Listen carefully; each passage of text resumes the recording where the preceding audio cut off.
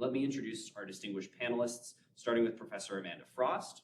Professor Frost joined the UVA law faculty last year and writes and teaches in the fields of immigration and citizenship law, federal courts and jurisdiction, and judicial ethics. She has been invited to testify on judicial ethics topics before both the House and Senate Judiciary Committees. Her writing and commentary on this subject has been published in a wide array of both academic and popular sources. Professor Josh Blackman is the Centennial Chair of Constitutional Law at South Texas College of Law, Houston. He's an adjunct scholar at the Cato Institute, has authored 3 books, 6 law review articles, and countless blog posts. Please join me in welcoming our panelists. So we have a very wide range of potential topics, and to start, we've selected a few to focus on. So each professor will have the opportunity to share their thoughts on each topic before moving to the next one. And as always, please be thinking of questions for the panelists. To start, and we'll start with Professor Blackman, the question is on Congress's ability to impose a code of conduct on the Supreme Court. All right, thank you, Connor, Professor Frost, for having me. It's always people in Charlottesville. A little hotter than usual, but still happy to be here today.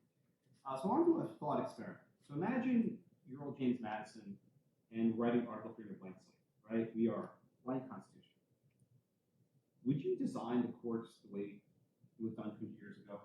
Would you give judges life tenure, knowing that people living into their 90s? Probably not. Would you give judges the power to time their retirement to ensure that they can pick which president replaces them? Probably not. Would you give the U.S. Supreme Court the power to basically make nationwide policy on any issue with just 5 lawyers saying yes or no? Probably not. So I think we all agree that if we're writing on a blank slate, we would not create the court system we have. That's it. But we're not writing on a blank slate, and we have over 200 years of history behind us, and we have a current political moment that is obvious, right? For the first time in, I don't know, 90 years or so, there's a solid 5-4-6-3 conservative court, depending how you count on a given day. And I think any discussion of Supreme Court ethics has to account for what came before and we are right now. And also the politicians who are advancing the code, generally those who disagree with the court's current round of decisions. So we can't decide this fact. Now let me actually answer Connor's question now. The question was, can Congress impose a code of conduct? And that's actually, I think, a twofold question, right? One, impose means, okay, Congress will write the rules, judges of the court, and you are bound by it, right? That's option A. Option B is, Supreme Court, you guys write a code. You write it and adopt something, and whatever you adopt, stick by it, right? The legislation that's been floated, there's a bill by Senator Whitehouse, there's a few other bills, lots of bills, would generally say, court, you must adopt a policy in X days, right? Before we get to the substance of what those tenets are, can the Congress issue an order, a command to a coordinate branch of government that you must do something? Maybe say the commandeering doctrine of common law. It's not a perfect fit, but there's not an exact precedent by telling the court they must do something. Now, they know you can't do something. You can't sit in a case where you're recused. You have to meet certain times of the year and so on. But I'm skeptical they can impose a code of conduct. Now, the second option is more palatable, I suppose. Adopt something, pretty please. Let's just say it's like, a request, not a command. I think the court, and I think Amanda will agree with this point, probably should adopt something. They put out this statement of ethics and principles a few months ago, which I suppose is a good start. And I think that's sort of a preview that something more is coming. We've seen reports that they've been working on this for years, that they've been exchanging comments on different drafts. So I hope in the near future we will get a code. But I think it's far better if this comes from the court's own volition rather than some imposition from members of Congress. So thanks to Connor for organizing and to the Federal Society for the invitation, and thanks to Josh for traveling all this way, and for you all for being here. And I think we actually will agree on a lot throughout this conversation, with some disagreements at the margins, but I might lean into the disagreements just to keep things interesting. But I was going to say we do, I think, have a lot of overlap and places of agreement. And I also want to use this as just an opportunity to sort of educate people who might be interested in, like, okay, what are the limits on Congress when it And especially since this is the Federal Society, I thought we should look at some text when we think about this. So Connor's question is, yeah, and original understanding, both I'm going to do. So Connor's question was, could Congress impose a code of ethics on the Supreme Court? And then there was some commentary about, well, what are the limits and does Congress ever make the court do things? So here's where I think that both the text and the history really suggest, yes, Congress has a great deal of authority over the Supreme Court. Now, I want to right away distinguish between authority to control the substance of its decisions, which I do not think it has, and there's lots of text and structure of our system that is designed to insulate the court from that kind of pressure, such as life tenure, such as salary protections. But the institution itself has always been subject to oversight and regulation by the Congress. So here we've got, and sorry, we got to be a little awkward here looking back, but we have the judicial power. This is the first section of Article 3, is vested in one Supreme Court. The Supreme Court must exist. The lower federal courts, they don't necessarily have to exist. That's called the Madisonian Compromise, which James Madison sort of crafted that idea as, okay, we'll decide whether or not to have lower federal courts, give that to Congress. We must have a U.S. Supreme Court. But you'll notice that there's nothing else there that we need to know, like where and when the court meets, how many members are on the court, what is the quorum needed to issue a decision, what is the budget of the court, how many staff can they have, et cetera, on and on and on. All of this has always been regulated by Congress. Moreover, it would be hard, the Supreme Court is not self-executing. And so there's no way for it to come together and start operating as an institution without congressional legislation.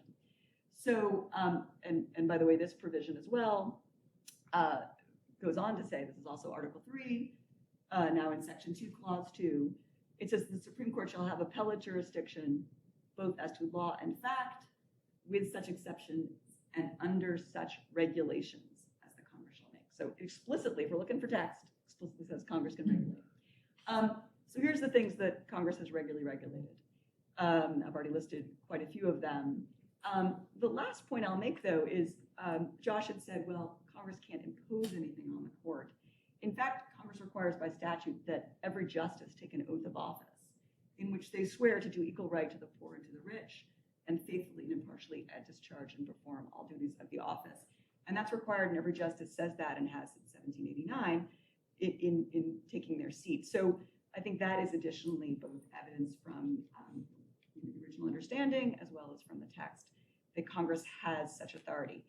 Josh's final point, it would be better for the court to come up with a code itself than for Congress to impose it. I 100% agree. Thank you. The next question is about the efficacy of the current oversight regime on the lower courts, which is something that Congress has been doing. And Professor Frost, I was wondering if we could start with you for this. Yeah, so the lower federal courts are treated quite differently from the Supreme Court, both in terms of this code of conduct, or rather vague set of principles by which governs them. And the Supreme Court says rightly it doesn't apply to them, but that they will follow it, or use it for guidance, I think is the actual phrase. So there's this code of conduct that sort of says, you shall behave, you won't get engaged in extracurricular activities that seem at odds with the judicial function, you'll avoid political statements, things like that. That does not apply to the Supreme Court, but only to the lower court judges. And then there's a statute, the Judicial Conduct and Disability Act, that was put into place now several decades ago that governs the lower federal courts. And under that statute, anyone can file a complaint with a court and say one of the judges on the lower federal courts, district court or appellate court, has violated some ethical rule or norm, or violated the law. And then the chief judge looks at it. Often, there's some studies of how this works. Often it's immediately discarded as improper. So a classic example would be a prisoner loses his pro se case and files a complaint about the judge that ruled against him and says, I lost and that was unfair. And that just immediately gets put aside because that is not a valid ethical complaint. But if there is a complaint about the judge's conduct that does hold water, then the chief judge assigns a group of judges to investigate. If they find that there is some problem, they can refer that to the Judicial Conference, which is the administrative body governing the federal courts, and they can take actions such as censuring, a public statement censuring the judge. They can have the judge, acknowledge the error and apologize and promise to do better. They can refer to Congress for impeachment, which is obviously the most serious possibility. And there are also lesser penalties such as withholding decision-making or opinions being referred to that judge for some period of time. Sometimes required training if the problem is with how the judge is treating staff, and that has been a problem for some judges. So how is the system working? There was a study in detail by Justice Breyer about 15 years ago now that said it works in most cases, but some particularly high-profile cases, it appears to be politicized, and a lot of people are filing complaints, and you have to sort of weed through those more actively than you would for your run-of-the-mill case. But on the whole, it seems to be working pretty well, and the lower federal courts are following.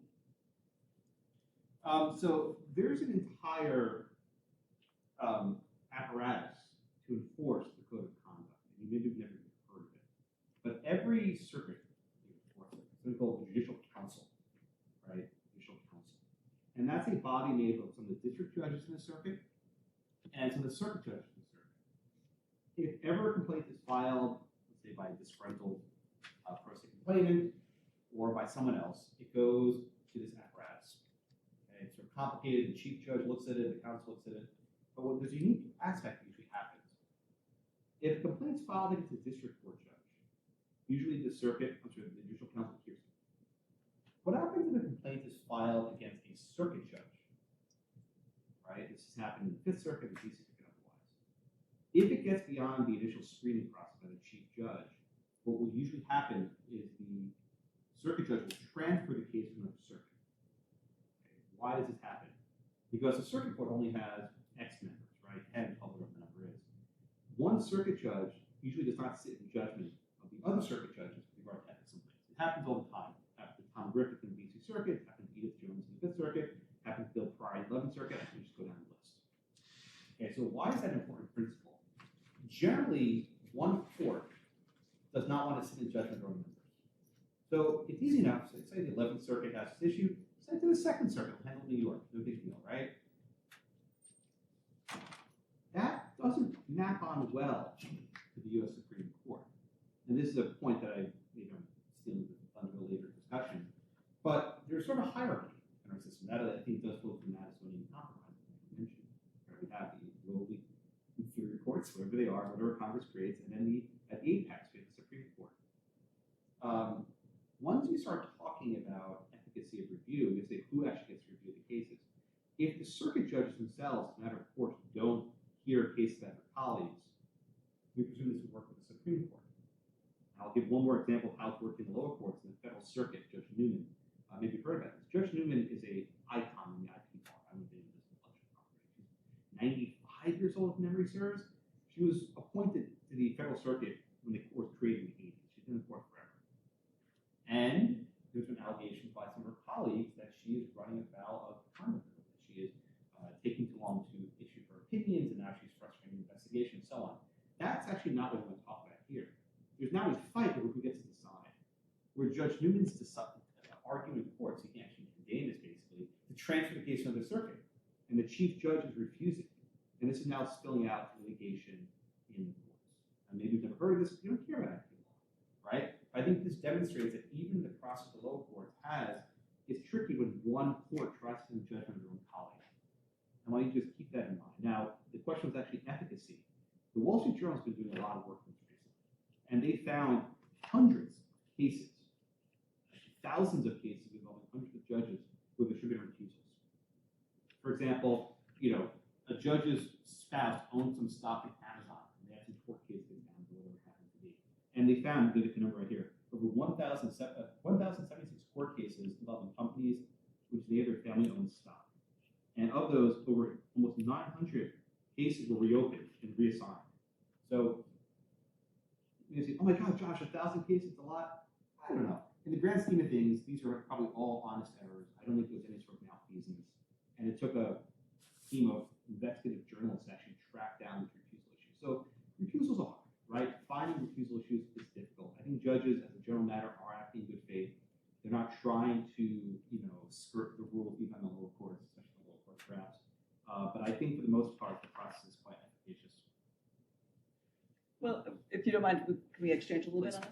So I think it is working pretty well for the lower courts, and so I think we agree on that. But that does suggest that where the problem lies is the Supreme Court, because the Supreme Court justices, and it's not just Justice Thomas, but I am going to focus on him because he is by far the most flagrant mean, when you look at the ProPublica story that said he took 26 private jet flights and 8 helicopter rides and a number of yacht trips, I lost track, and 38 destination vacations since he's been on the court. And, you know, that there's been now many lower court judges who said that is extraordinary, and you know, we would never do that. And why is a Supreme Court justice doing this? And maybe one of the reasons is because there wasn't a process by which people could raise and publicize these problems, and it took investigative reporters who really had to dig and spend months on the story to find out information. And if we had the process that we have for the lower federal courts working for the Supreme Court, we might have avoided that. And as I said, I don't think that, in fact, you know, Justice Thomas, while I think an outlier in terms of the amount, he's not alone. There was Justice Ginsburg took and reported a trip to Israel funded by somebody else. I think Breyer had also taken some trips, Alito some trips. And what's extraordinary about that is, I'll just tell you a little story. This is not Washington as usual, if you think this is Washington as usual, because there's actually very strict limits on the executive branch and on the legislative branch and what they can accept. Anything over $250 in terms of a gift has to be vetted by a committee. Nothing like that applies to the U.S. Supreme Court. And when I was teaching in DC, I would invite a staffer, like somebody on the Senate Judiciary Committee, to come and talk to my class. And it would take them a couple hours. At the end of it, I would say, let me buy you lunch in the law school cafeteria. Like, this is not, I'm no Harlem Crow. And they would say to a person, no, I can't, I will have lunch with you, but I have to pay for that, you know, $6 chicken sandwich, because I cannot have any question of having anyone purchase something for me ever. That is the standard to which all of the other branches and even the lower federal courts are holding themselves, just not denying the Supreme Court justices. And I think if we had more law in place for them, maybe we'd see better conduct. I'll address Thomas. I do the next question. Sure. So the next question, we talked a little bit about the efficacy of the current recusal process. A lot of the recent news stories have cast doubt in the minds of the public of the legitimacy of the Supreme Court.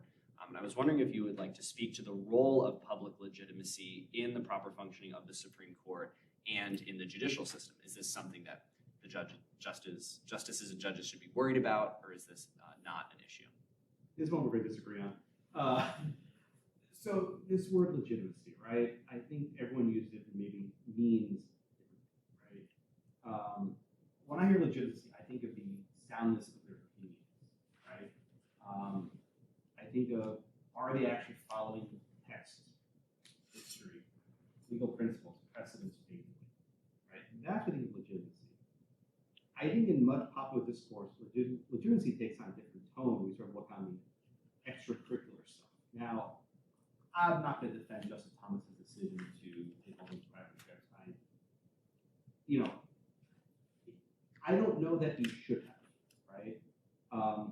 What I do know is that the rules were amended recently, in the last year or so. And the rules made it very clear in the last year or so that you had to disclose what's called hospitality. Now, did Thomas have the best reading of the rule? He says he received advice from his colleagues, from counsel, and others. So if people in the judiciary told him, you don't have to disclose it, and he relied on that counsel, and we won't say that he acted appropriately, flagrantly violated, no. The rules now do require, and he released an amended disclosure about this, right? But I think we should be clear, the reason why these stories are coming out is not just because of investigative journalism. There's a very sustained effort to try to attack them. And this began the second Justice Kennedy said, no mas, and the court shifted to the right. I'm going to go back even further. I think to start with Garland, the Garland situation, if you give a guy a hearing, this has been brewing for a very long time. It's no surprise that all the various bills designed are coming from those who disagree with the court decisions, and we can't separate that. But let me just spin this out a little bit more. Let's say that one of these pieces of legislation is actually enacted, and they adopt a mechanism by which private citizens file recusal motions. And under these various statutes, you'd have lower court judges sitting in judgment over a Supreme Court recusal, right? That is, a lower court judge would have to say, yes, Justice X, you need to recuse in the case. And if the justice refuses, what would happen then? I submit that whatever legitimacy issues exist now under the current regime will be far worse if this regime was implemented. Every single case would have a preliminary round of litigation over who actually gets to sit. Which of the 9 members can you knock out?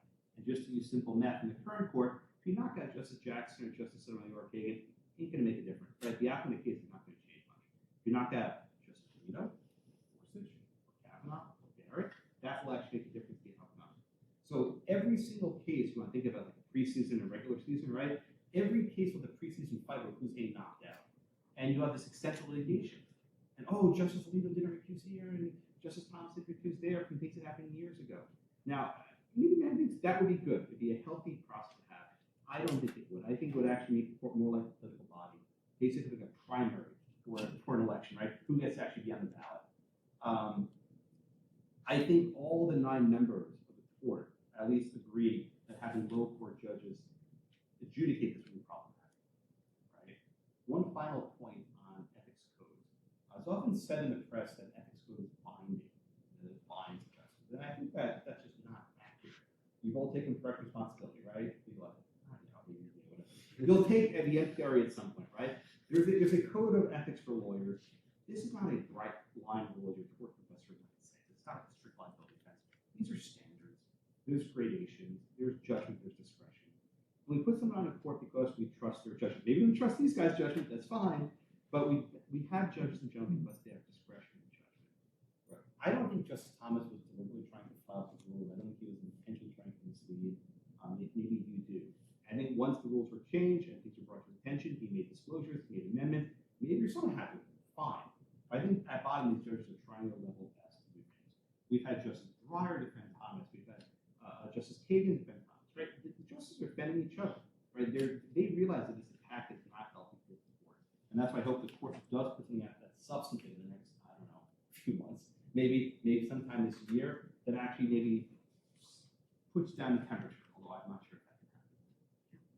So first, I just want to address the point that you were making about Thomas. So the Ethics in Government Act of 1978 says that you have to disclose gifts and financially report them unless they fall within this hospitality exemption, this personal hospitality exemption. And then it says very clearly what's included, which is food, lodging, and entertainment. So that's the text, nothing about travel. It's also clear if you look at like the spirit of the law, it's like, so if I am a justice and I get invited to a friend's house for a judge, and I get invited to a friend's house for dinner, I'm not like reporting the glass of wine and the chicken dinner I got, right? So it never covered travel. Now, it is true that there was some confusion from the Judicial Conference, which was giving guidance to these judges and justices about whether it covered travel. They made a mistake, all right? But that doesn't mean he didn't have to follow the law. Like the law applied regardless of the misadvice, which he's never acknowledged. And second, I might be more willing to forgive that error, except for he does not forgive errors that others make. So for example, in Bowles versus Russell, a case from 2007, he authored an opinion in which he said that a prisoner who was told by a federal judge that he had 17 days to appeal, the prisoner filed the appeal on the 17th day. Turns out he had only 14 days to appeal. The judge said Justice Thomas and 4 others at least said you relied on the federal judge's advice at your peril. And he just said the same thing last year when pro se prisoners relied on the advice of their counsel. And he said, well, their counsel misadvised them, and they bear the consequences of that. So I'm less forgiving of Thomas than I would be if he didn't take that line with people who are less educated in the law than him. I would also be more forgiving if he said, I was sloppy and I failed to report, and I should have. But the final point is he shouldn't be accepting these trips. It's legal under the law to accept the trips. It's not legal not to report them. He shouldn't be accepting the trips. And so I think this is a self-inflicted wound regarding the court's legitimacy, at least as far as that's concerned. The point about recusal, I think I'd like to talk about a little more. Please. And I'll shut up and give you a chance to respond to that too. But the recusal point, I think, I agree the lower court shouldn't sit and decide the justices' recusal, individual justices' recusal decisions. But right now, each and every justice decides for him or herself whether to recuse with 0 review. That seems like an obvious due process problem and easily solvable by having all 9 review each justice's recusal. And that's how a number of state Supreme Courts do it. It's not like this has never been tried. So we've got like Vermont, and I think, actually you'd know better than me, Texas, a couple other Kansas. Wisconsin. Yeah, Wisconsin. So there's a few other states that do that. And so, that would just create such a better appearance, if nothing else, right? And appearance matters when we're talking about legitimacy.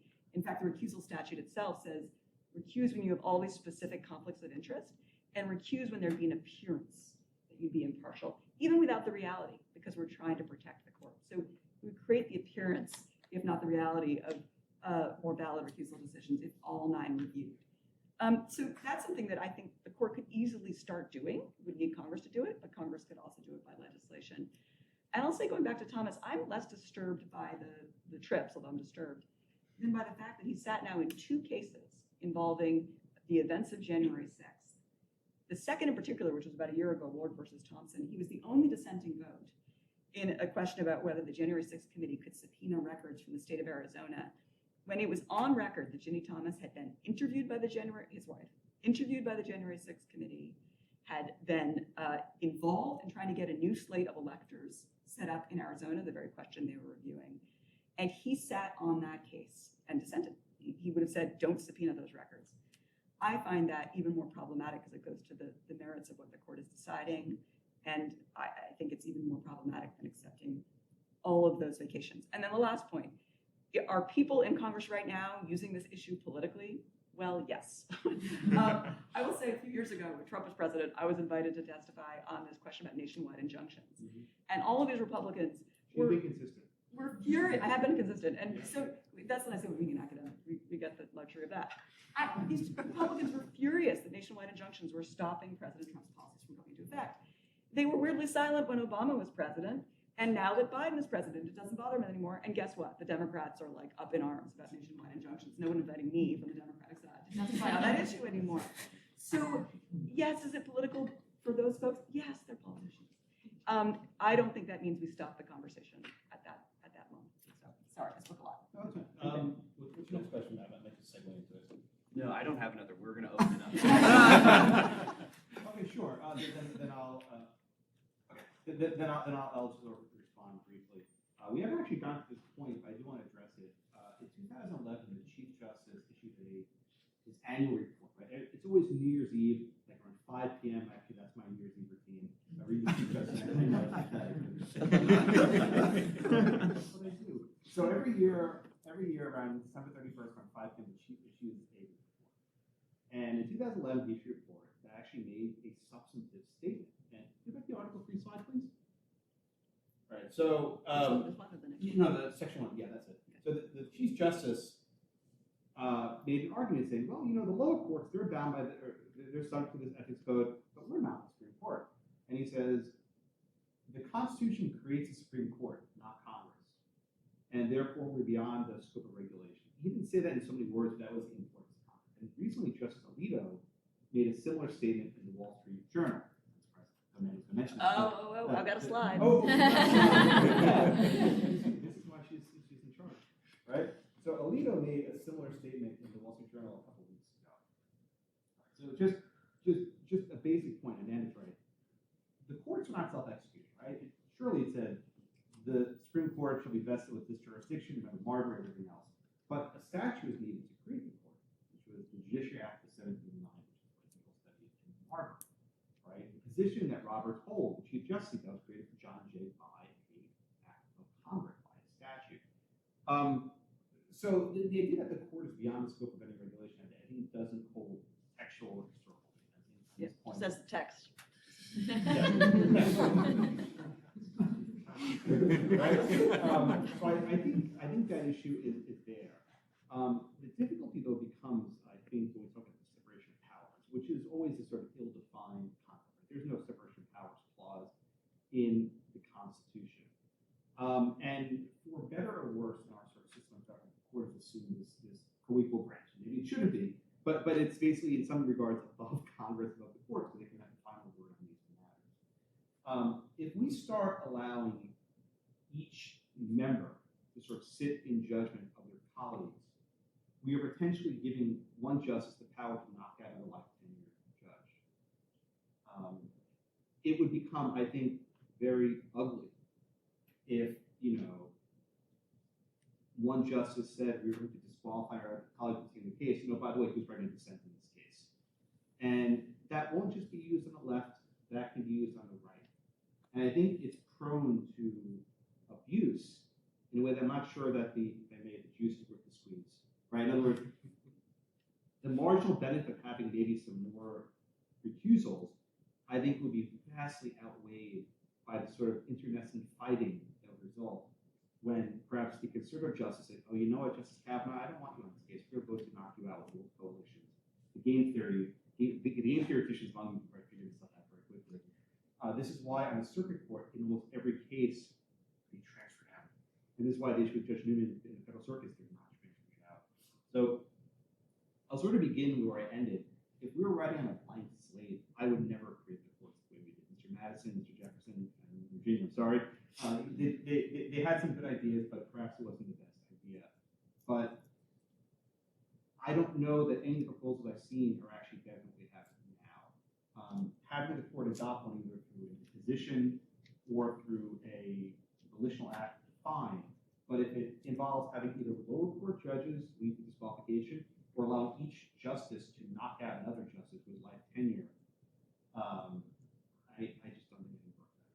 So that, and you're saying something that Chief Justice said recently actually all 9 said in the signed statement of principles, ethics, principles, and practices that they submitted to the Senate in lieu of testifying. The Chief Justice was invited to testify, he declined, but then sent this ethics statement that was signed by all 9.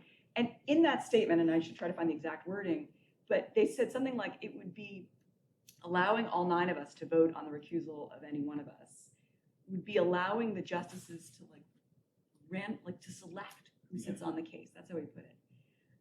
I was sort of amazed by that because, of course, they couldn't just randomly select who sits on the case. They would take the recusal statute, which is quite a detailed statute, and we won't look at all, but it's got this sort of broad catch-all of if there's a problem in terms of you to appear impartial, you to appear impartial, you have to step aside. But then there's all these very specific provisions like financial. If you have a financial tie to the case or you know the lawyer or you spoke out on the issue, you have to recuse. Very specific text. And the justice seemed to be saying, Chief Justice Roberts, but the other 8 who signed it, we don't trust ourselves to apply the law as written neutrally and impartially, regardless of the result it would lead to, when determining whether an individual justice should be recused. We don't trust ourselves to do that. We think we do it politically for the outcome of the case. If that is true, what about the merits? Like, after they apply the recusal statute, they go on to the merits, right? And there's a law that will govern how the case should be decided. And to suggest that they would be so outcome-oriented as to recuse a colleague that didn't merit it under the recusal statute is to suggest we should lose all faith in the Supreme Court's ability to apply the law on any issue. So I found that sort of remarkable. In terms of their relationships with each other, I agree, it's a little bit sort of sensitive, right, for 8 to weigh in on the recusal of the 9th, especially because the 9th has chosen not to step aside, right? That's why otherwise we wouldn't have the other 8 weighing in. So a couple things. One is they don't seem to be troubled by taking shots at each other on the bench and in their writing. If you look at dissents, they're very strongly worded. They, I think was Scalia said, if he'd written the majority opinion in Obergefell, he'd hide his head in a paper bag, and he's called it crazy at times and things like that. They seem to survive that. And so I sort of think they're not that sensitive. And also they're deciding extraordinarily sensitive questions for the nation. And maybe they can be a little uncomfortable in their interpersonal relationships every so often in order to bolster the legitimacy and effectiveness of that institution. Questions? Yeah, absolutely. I'd like to open it up to questions if any of you sparked anything along the way. Yes. I had a quick question. I was wondering what your thoughts would be on a independent commission created by Congress to govern the judicial ethics rulemaking process. Like a 5-member board like the FTC? Well, kind of like with how states do it for redistricting. So I mean, that presents the similar issue of having an apex court beneath someone who's not. At least one of the virtues of having life tenure judges sit in judgment Supreme Court that they're insulated from the political process. When you say independent, you're still appointed by politicians, and they serve perhaps terms that are fixed, or perhaps they have to be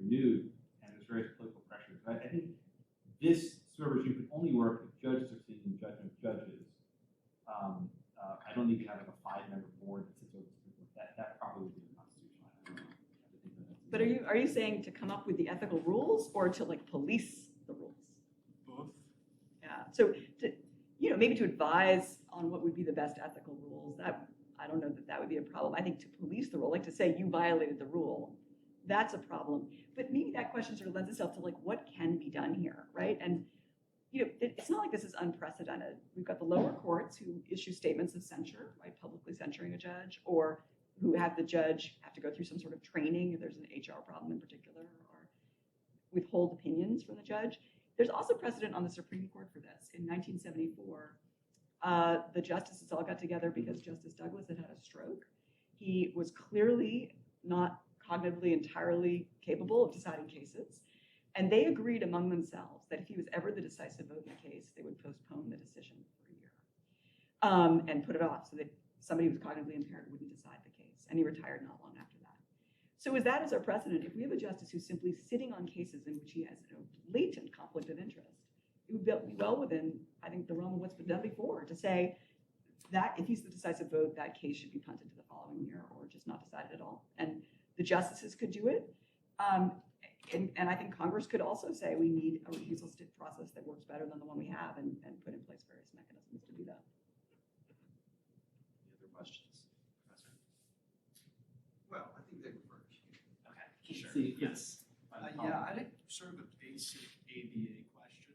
So in this case where Justice Thomas has a conflict of interest, you're saying, like, in a normal case, isn't the judge obligated to recuse themselves, but because it's the Supreme Court, I guess it's sort of like above like the ABA regular rules, or can you speak to that? The model rules of conduct, Yeah, like the which ethical. American Bar Association, ABA, I can't hear the acronym.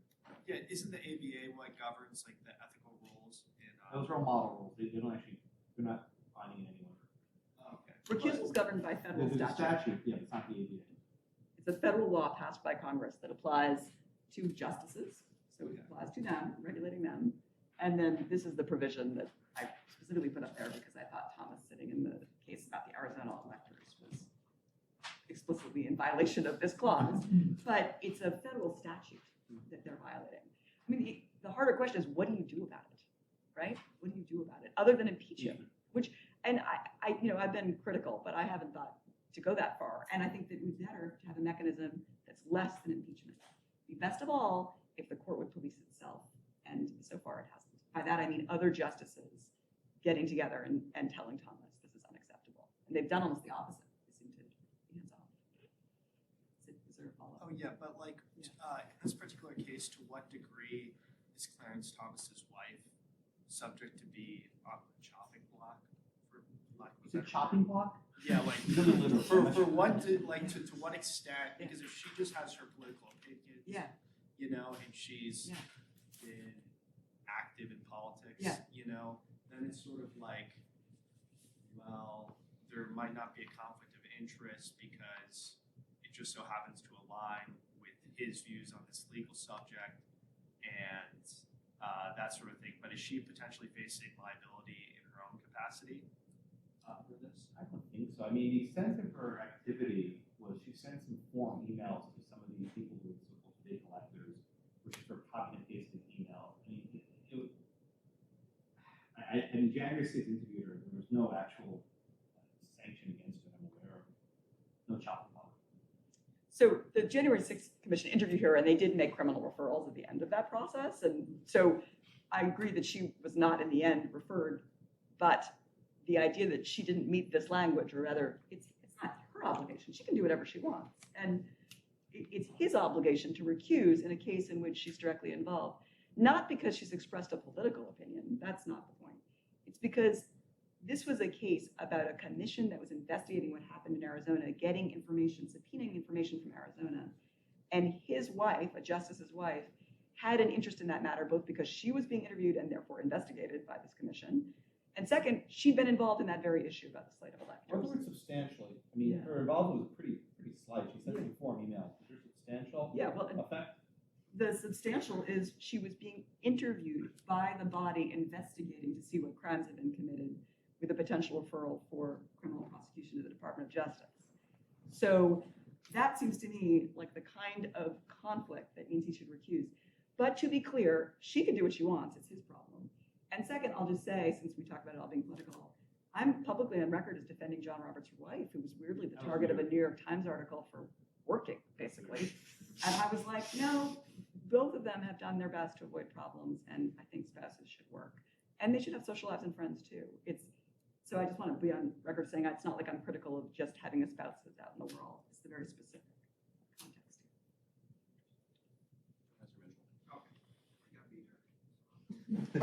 here. So I worry that the discussion of an ethical code is a bit misleading here, and I get very worried when we are talking about imposing a broad ethical code. And I'll give the example of White House's letter. So everything Professor Frost was talking about really, I think, touched on issues about disclosure under the Financial Disclosure Act and what should be the consequences of that. And should we beef up the Disclosure Act and the recusal statute, which I tend to think we could, but that could be done without imposing a new ethical code. I think this is a little bit of a red herring. So White House, for instance, in his letter, chastises Justice Alito for supposedly talking about a future case in front of the court. And I mean, okay, maybe he was doing that. Of course, as I think we know, he's not talking about a specific case, so most of the judges do this without violating the judicial codes that are in force. And this just illustrates, I'm very worried about some very detailed ethical code being imposed on the Supreme Court and the court just becoming a political football over and over and over. And I just don't think that is what we're worried about. I think it's the kind of things that Amanda was talking about, these improper influences that we think may be, having an impact on the decisions. Couldn't we address that by just beefing up the disclosure requirements and the recusal statute? I guess so I would like for you to say, how much of this can we deal with these core problems by just revising the statutes or on the book that nobody, to my knowledge, has ever seriously doubted the constitutionality of? Well, except for. Well, I'm talking about until this, right? Until this. Okay. And we don't know what he could have been talking about a general ethical code or something, right? Who knows, right? So I guess I think we should be focusing on those issues, and I'd like to hear you guys say more about what. And I think the solution is bright line rules and not discretion for 8 justices to vote on the other. I think we just need more bright line rules. And then the other question I wanted to ask you too was remedy. And this I think is the hardest question. What if the Disclosure Act imposed a remedy of if the disclosures turn out to have been false, something like it declares that any decisions made void or the acts of the justices void or something. Like even the justices have said from the West Virginia case, there was a violation, I think it was a due process. They based it on due process, right? And the decision was void. Could we do something like that using the Financial Disclosures Act? And so we impose a remedy that's going to really put some teeth on it. Oh boy. So I want to answer your question. I want to give a little history first. So you all studied the core packing plan of the deal, right? The Senate actually invited Chief Justice Hughes to testify before the Senate. Hughes actually wanted to, but Brandeis said, "Don't you dare. You'll be going to politics, so don't do it." So then Hughes had another letter. He said, "Fine. I will send a letter to the Senate and I'll have it signed by justices," which what Roberts did here, saying that we oppose it. Now, the letter that Hughes wrote didn't just say this is a bad idea. It actually suggested this policy would be unconstitutional. Because under the Russell proposal, you'd hear divisions. There would be panels. You'd have cases heard by 3 or 4 justices at a time. And there's actually a sentence letter saying that this is inconsistent with the one article court. So what Roberts is saying here actually has some legs. Now, the reason why I mention this is this was actually sent in a letter to the Senate. He actually didn't get all 9 justices, but he said, "I have two signatures, Brandeis and Van Deventer." He said, "I'm confident the others would agree with me." It turns out they didn't. Apparently Stone and Cardozo didn't even agree with what was written there. Okay, why do I mention this, right? Because justices sometimes do have to talk sort of out of the box. And this it up, but what Alito had said, and, I think the professor's question is, what's the remedy, right? What's the chopping block? These my friends worked a few moments ago. Of course, impeachment's on the table. That's never been, no Supreme Court justice ever been removed from office. Samuel Chase impeached, didn't go anywhere. You had a couple Confederate judges impeached. We're going to go beyond that, right? Could you retroactively nullify a decision? Let's say years later, you found that their disclosure was improper. There's something called the de facto officer doctrine. I think is a good thing, right? Which basically says if you have a person in office and it's later found that they perhaps didn't hold their commission properly, you don't nullify their actions because there are significant consequences. If you lose a court case, you might spend years in jail. You don't get that time back, right? If there's a court case about a business transaction with billions of dollars, you don't unwind that years later. So I think nullifying the decisions would not be how powerful, even under the Caperton case, which I think is certainly not the candidate being good, right? Now the first part, can we beef up the disclosure rules? Absolutely. I'm trying to think, what would the disclosure rule have been for Thomas to disclose what Jimmy Thomas sent by email to these people in Arizona? I'm trying to think, how could you actually disclose that? Or it could just be that the disclosure is so onerous that your wife can't be involved in politics. Stephen Weimar, for example, he's the Ninth Circuit lion. His wife was the president of the ACLU of Southern California, or the director, and she did lots of stuff. So maybe the answer is the spouses of Supreme Court justices, due to these disclosures, can't do anything even remotely politics. Like Jane Roberts, she does like recruiting for law firms, which is pretty boring stuff. Maybe that's the answer, and I think that would be more palatable than disclosing conflict. That's really Yeah. So the point about I think the moment of disclosure is the moment when the justice is facing the question of whether they should recuse. And if they decide to sit on the case or recuse, they should explain. They don't explain at all. They just say, usually they say nothing if they sit on the case, or it's noted they've recused. And that means they're inconsistent. Some justices seem to follow a more rigorous standard than others. I took your disclosure to mean disclosure of these trips and things. Maybe you meant more the conflict in terms of the conflict of interest. More than disclosure, I think they should stop accepting gifts, period. They can retire and accept all the gifts they want, although those gifts wouldn't keep coming. Justice Harlan, not Justice, Harlan Crow, the man who gave Thomas the gifts, when he was asked, would you be friends with Thomas if he weren't a Supreme Court justice?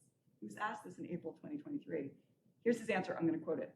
Quote, "It's an interesting question. I don't know how to answer that. Maybe not, maybe yes. I don't know. If a friend," nobody was friends with me because I'm a law professor, but if a friend said, "I don't know if I'd be friends with her if she didn't have her current job," I'd be like, that's not a friend. I don't think he'd be getting these free trips if he wasn't a justice. I don't think that's a shocking thing to say, and he should never accept them. And others too. He's the outlier in terms of accepting, but he's not alone. Yes. I was just wondering, you had mentioned that some state Supreme Courts have similar recusal rules to what being proposed that the justices would kind of monitor and vote for themselves. So going back to the idea of like game theory within that, has that been a problem in any of those state Supreme Courts? Well, what the state Supreme Court judges often have is the state Supreme Court justice can't hear a case unless you get the lower court judges to move up. So it's extremely game theoretical, actually, how that selection happens. I'll give you an example, Alabama. You know the name Roy Moore? He was the often Chief Justice of Alabama. He had a lot of run-ins. He built the Ten Commandments Monument, probably constitutional today, in the courthouse. And he had a federal court order against him. He refused to,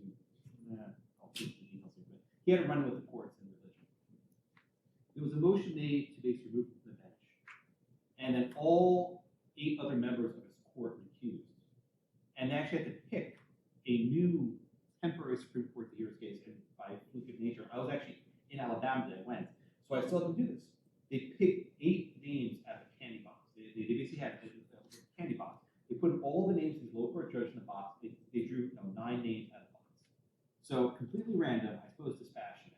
But those people who were never elected to the state Supreme Court decided whether a state Supreme Court judge could be removed. And maybe law and economics fans, if that's a better approach, I don't know, but it happens in lower courts. It is used. So obviously some states have chosen to do this and have kept it in place. So it seems to be working well enough for them. I would say what we have now is not working at the US Supreme Court. So would it work perfectly if all 9 reviewed each other? No, I'm sure we'd come into problems. But at this point, I think the problems are greater with the system we have. I think we have time for one more question. Yes. Yeah, I wanted to touch on your point of legitimacy, and you said it was centered around the substantive portion of the justices' work. Are they accurately applying history and text? But what role and what proportion do you think it comprises of legitimacy of like public perception of judges' behavior? Because at the end of the day, like it looks pretty damning. So like, how large of a role does that play for you? I was just curious. Look, you're right. I'm a law professor. I care about the merits, right? But the average man on the street doesn't, right? Most people see the headline in the newspaper, Supreme Court upholds gay marriage, Supreme Court strikes down Roe v. Wade, right? They see the bottom line. So I think for the public at large, those sort of peripheral issues actually do matter. The stories that ProPublica that Amanda mentioned, I can quibble with them, but they've had a very big impact. They got their money's worth from those reports. They put a lot of work into it, and they got return on that one. My point is different, is that the justices themselves, I'm going to common law, should not concern themselves with that too much, right? The purpose of life tenure is to not care for that stuff. I think Congress can, and the recusal statute, they should perhaps beef it up a little bit. I think it becomes a very dangerous hole when the justices start performing behavior what public perception is. If you go back to the case of Planned Parenthood versus Casey, Chief Justice Rehnquist described the road at the bottom of the thing. And once you start worrying about how your opinion will be perceived by the public, you keep falling. So yes, should people outside the court care about it? Yeah. Should the one in the court care about it? Not so much. Yeah, I think this goes to the legitimacy question, of which there's absolutely no right or wrong answer other than sort of thoughtful people trying to do their best. But I will say that the court, to me, has, as I said before, I think, committed this self-inflicted injury, which is to the degree the court is deciding incredibly sensitive issues that lead people to sort of look at them and think, who are these 9 people? If they are not living their lives to the strictest ethical codes, then they are inviting criticism based on the fact that people not just disagree with their opinions, but think that the people deciding it are biased and corrupt. And I'd like to see that stop. Please join me in thanking our panelists.